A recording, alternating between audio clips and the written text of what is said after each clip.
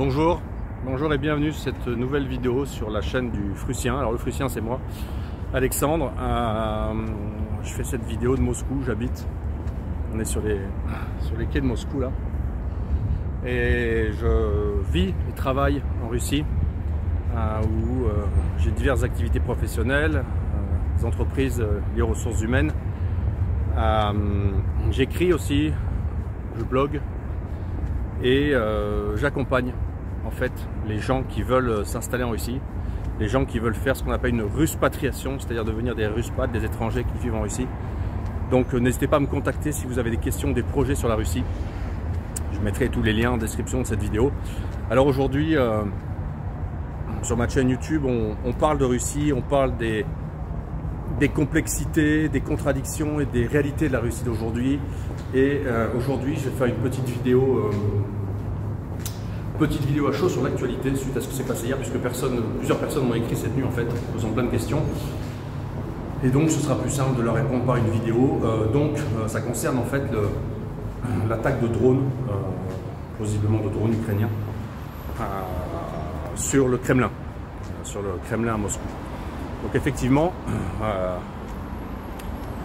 dans la nuit de mardi à mercredi, deux drones ont été envoyés, on ne sait pas d'où, ont été envoyés et sont tombés sur le Kremlin. Donc l'un a été détruit et l'autre a touché le drapeau d'une tour. La tour qui était visée, c'était la résidence du Kremlin, donc c'est une portée symbolique, c'est l'endroit où est censé habiter Vladimir Poutine. Évidemment, il n'y était pas, mais toujours est-il que c'est un acte qui a une haute portée symbolique, ça veut dire on peut toucher le Kremlin.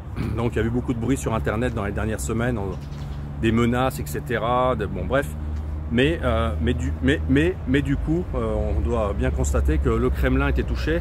Alors c'est un acte qui a une portée militaire zéro, une utilité zéro, mais une forte valeur symbolique.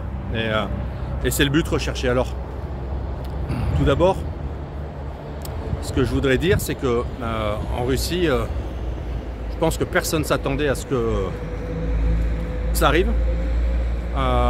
Mais il faut bien comprendre que ici, en Russie, on vit depuis maintenant un an avec la compréhension globale du rôle important des drones dans la guerre. Donc évidemment, quand l'opération spéciale a commencé, au cours de l'année 2022, c'est surtout les zones frontalières avec l'Ukraine, donc la zone de Bryansk, la zone de Ariol, la zone de Belgorod, la zone de Kursk. C'est toutes ces zones-là qui ont été des zones régulièrement frappées par des tirs ukrainiens, par des drones.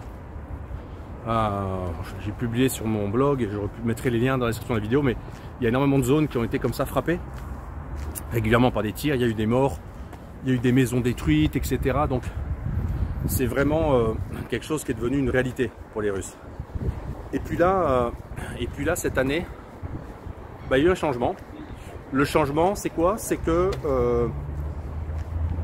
les drones ukrainiens, la maîtrise des drones par les Ukrainiens, la maîtrise des drones par les Ukrainiens et leurs alliés s'est accentuée.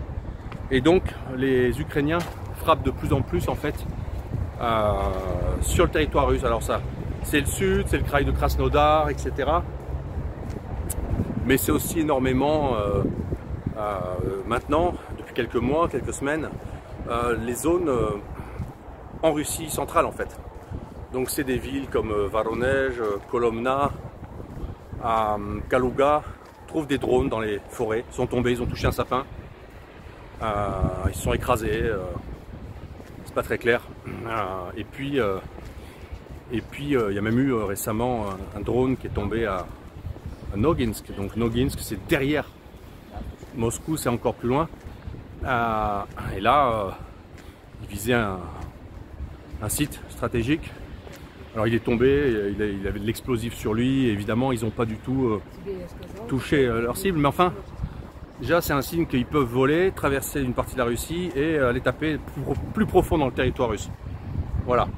Alors dans le sud, évidemment, ils tapent des dépôts de carburant, donc la zone frontalière et le sud de la Russie, évidemment c'est plausiblement en vue de la contre-offensive ukrainienne, on en parlera tout à l'heure, c'est de taper les dépôts de carburant et donc de stock pour l'armée, dépôts accessibles à proximité. Mais voilà, donc là on a passé un cap psychologique qui est désormais c'est le Kremlin, le symbole du pouvoir qui a été touché. On n'a pas porté atteinte au Kremlin depuis 1942. Donc les Ukrainiens ont réussi un coup avec une forte portée symbolique. Alors comment la société russe a réagi à ça? On en a parlé beaucoup dans la presse, ça a fait la une des JT, donc déjà les gens qui m'ont dit c'est caché à la télé russe, non, ça a fait la une du JT de Pervy Canal, on a parlé de ça, que de ça hier, il n'y a absolument rien qui a été caché. C'est vrai que c'est surprenant parce que c'est sorti que dans l'après-midi. Or, sur les diverses vidéos de la frappe, on peut voir des gens qui marchent, donc c'est des gens qui ont vu. Moi j'ai quelqu'un avec qui je communique, qui est un Français en Russie, qui était dans un hôtel pas loin, et il m'a dit on a entendu explosion la nuit, ça m'a réveillé. Donc, de toute façon, c'est pas quelque chose qui a été caché. Voilà, c'est la première chose. Je filme derrière un peu la ville. Voilà, avec la rivière. Donc globalement, ce qu'on peut dire, c'est que ça a un coup avec une forte portée symbolique, mais une portée militaire sans doute faible. Par contre, ça bouscule un peu l'agenda intérieur russe, dans le sens que du coup la parade du 9 mai est maintenue, mais elle sera à risque, on le sait, parce que là maintenant on sait qu'il y a un risque de chute de drone potentiellement sur la parade. Le régiment immortel, qui est cet immense défilé de gens avec des portraits de leurs ancêtres, a été annulé pour des raisons de prudence. Elle est annulé dans beaucoup de zones de Russie d'ailleurs. Par conséquent, ça c'est une petite victoire symbolique ukrainienne, mais voilà, il n'y a rien qui a été caché par les autorités russes et par les médias russes, bien loin de là. Alors après, concernant la suite des événements et qu'est-ce que les autorités russes vont décider de faire. Alors tout d'abord, ce qu'il faut savoir, c'est que les Russes ne réagissent pas à l'instant T, à l'émotionnel comme les Européens. Donc attendre une déclaration, une réaction, etc. Non. Oui, il y aura une réaction, bien sûr. Quand le pont de Crimée a été touché, impacté, les autorités russes ont réagi militairement avec des bombardements plus massifs, plus stratégiques. Et peut-être qu'on se dirige vers quelque chose comme ça aujourd'hui. C'est à voir. Mais il faut bien comprendre que pour les Russes, l'agenda est beaucoup plus long. Donc il n'est pas d'une réponse à une action. Les Russes ont un agenda très long sur ce dossier. Et leur objectif, c'est la victoire et la longue durée. Donc qu'est-ce qui va se passer maintenant selon moi? Alors je ne suis pas expert militaire, je tiens à le dire. Je lis beaucoup quand même, donc je me renseigne. C'est pour ça que j'écris sur la Russie. Et voilà ce que je crois. Déjà, je pense qu'on aura une contre-offensive ukrainienne, contrairement à ce qu'on peut lire sur certains canaux un petit peu excessivement russophiles et optimistes. Il y aura une offensive ukrainienne. Même si depuis l'été dernier, le changement de stratégie de l'armée russe, même si la guerre d'attrition et le pilonnage de l'artillerie russe, à mon avis, a fait des pertes massives sur les troupes ukrainiennes, mais je pense que l'attrition en cours a dû porter un sacré effet. À mon avis, il a un sacré effet sur le capital humain masculin ukrainien. Je pense qu'on doit avoir 150 000 morts peut-être, et donc peut-être 300 000, 400 000 blessés.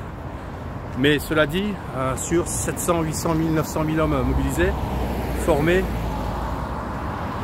l'Ukraine elle a encore du potentiel militaire, ils ont des équipements encore, ils ont des 200-300 nouveaux chars, ils ont des blindés légers, ils ont des véhicules amphibies, ils ont des porteurs de troupes, donc tout n'est pas détruit. Il suffit de regarder les canaux Telegram ukrainiens et de voir les déploiements, il y a de l'équipement.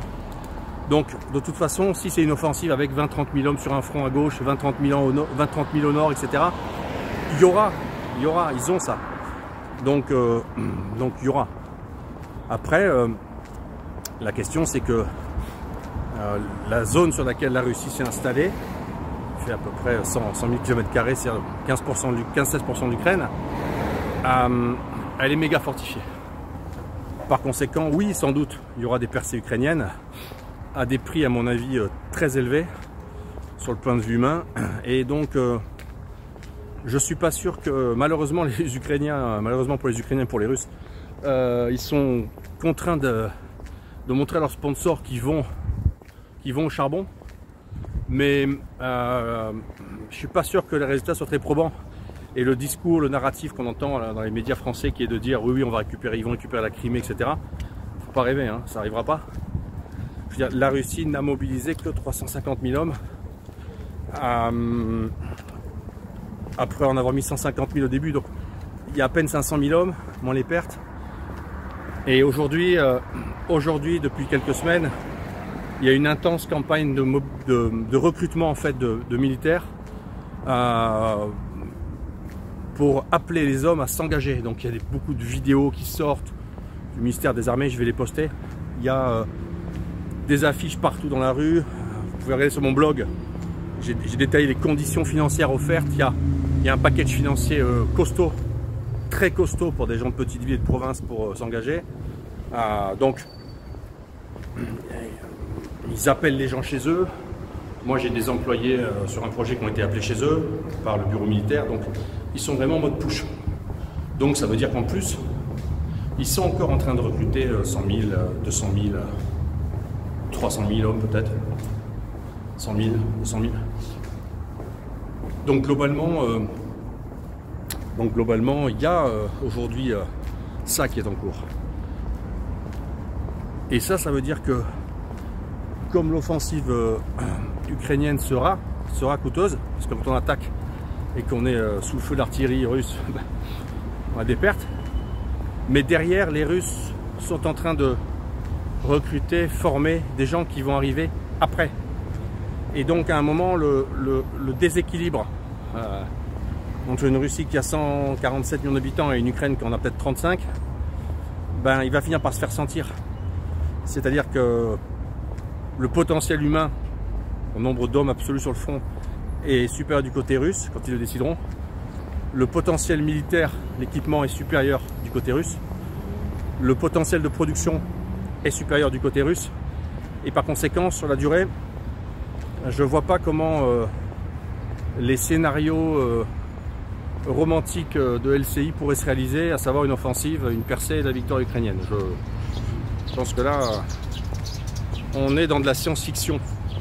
Ce ne serait pas la première fois que les médias français nous font de la science-fiction sur la Russie, mais c'est du grand n'importe quoi.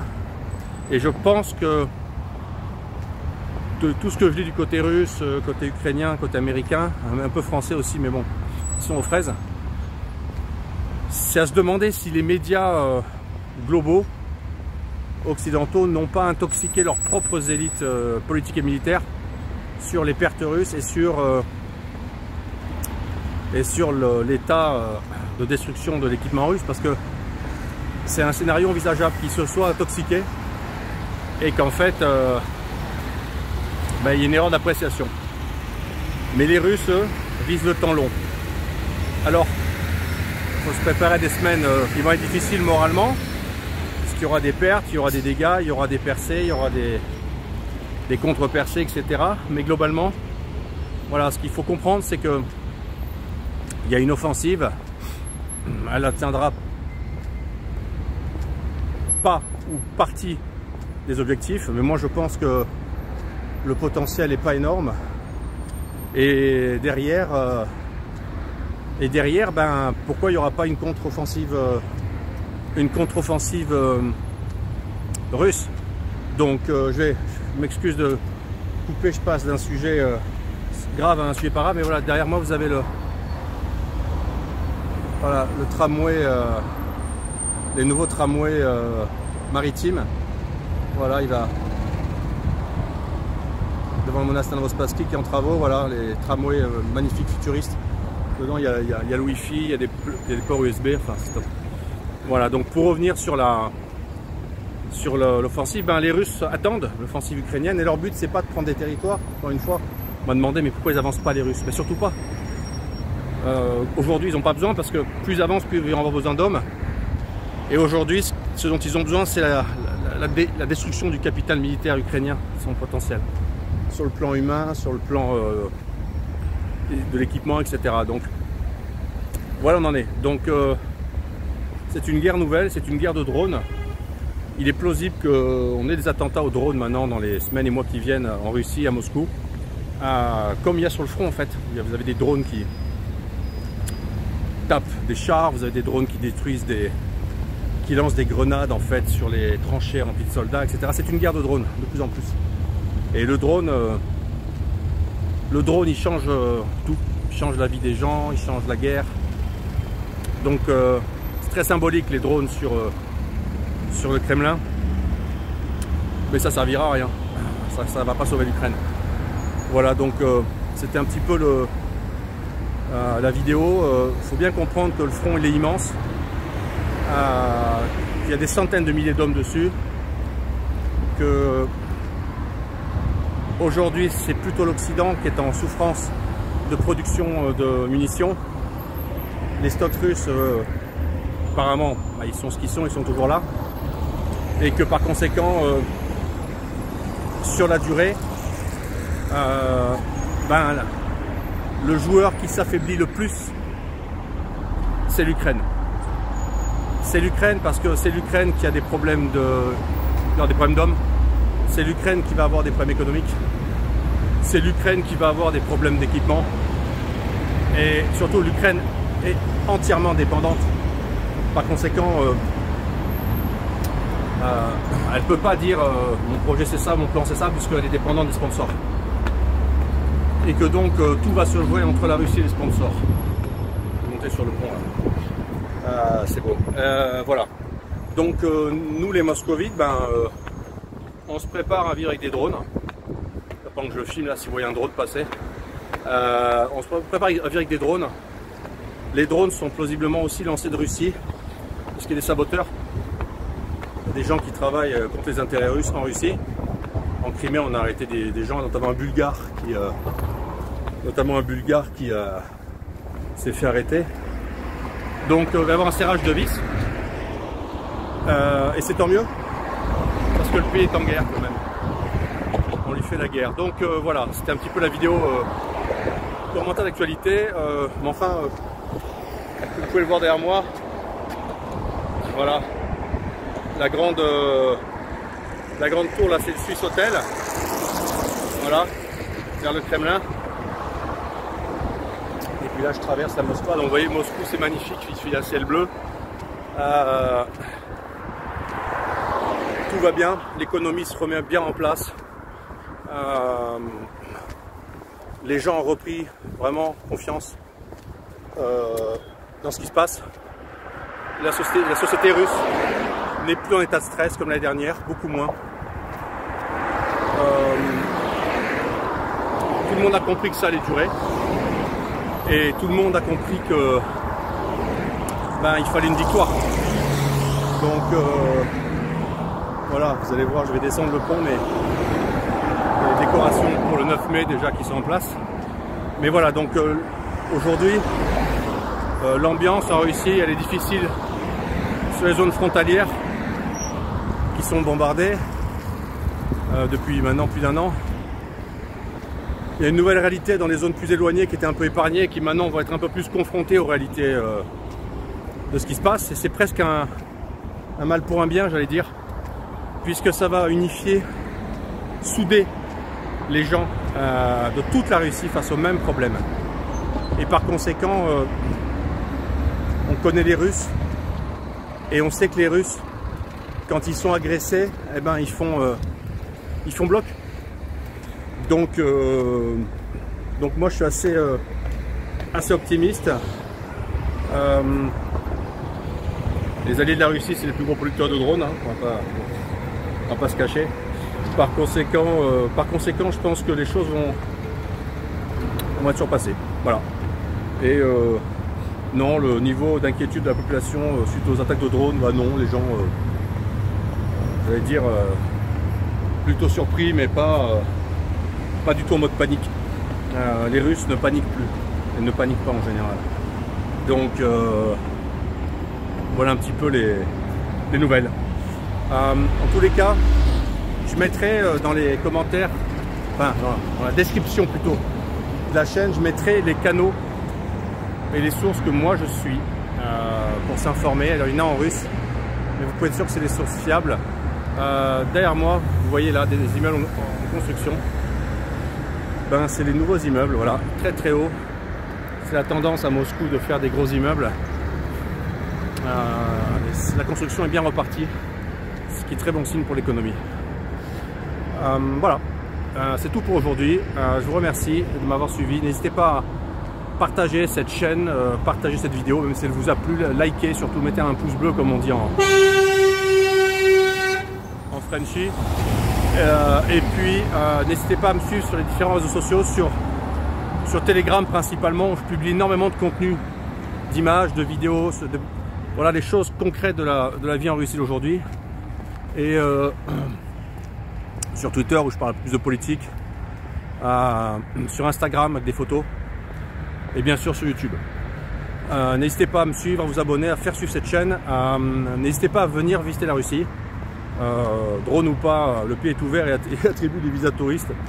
Donc vous pouvez venir en Russie. J'ai fait une vidéo sur cette chaîne sur comment venir en Russie. Donc j'explique tout ça, comment on vient, quel parcours, quels avions, quel bus, quel visa. Je mettrai le lien en descriptif. Voilà. Et puis